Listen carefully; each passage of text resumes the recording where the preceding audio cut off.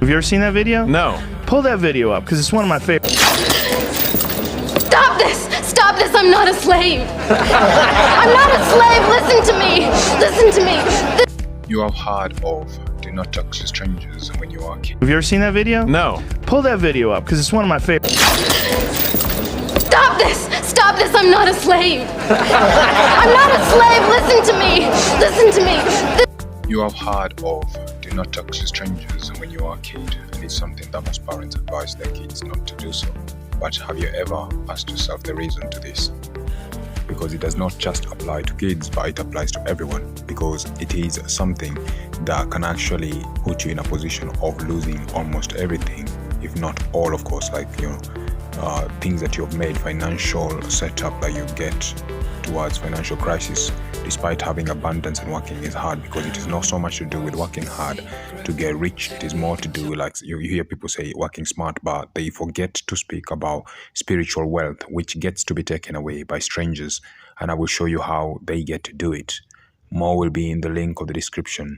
It is more to do with understanding the idea behind being a master or being a slave. Now, I will speak on just a little bit part of it, just to, draw you into like the whole topic, which I speak on in regards to my Patreon page down below on the link.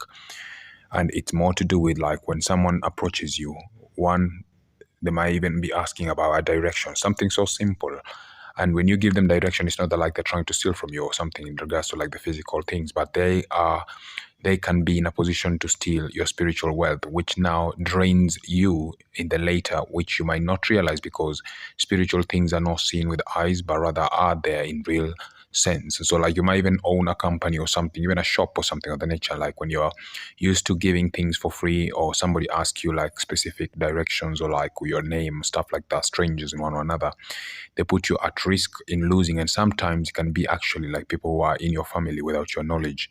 And so I give out these secrets that have been there years and years, centuries before, which will be able to help you, rather that you may never have people stealing your spiritual wealth without your knowledge. Now, I'll talk a little bit about this in regards to like the slavery part, where a person might come to you and they offer you, suppose like maybe you own a school or something of that nature, or you own a company like where it has similarity as that, and someone wants to supposedly get something like a product or something from you, but then they don't pay fast. They tell you like they're gonna pay you later.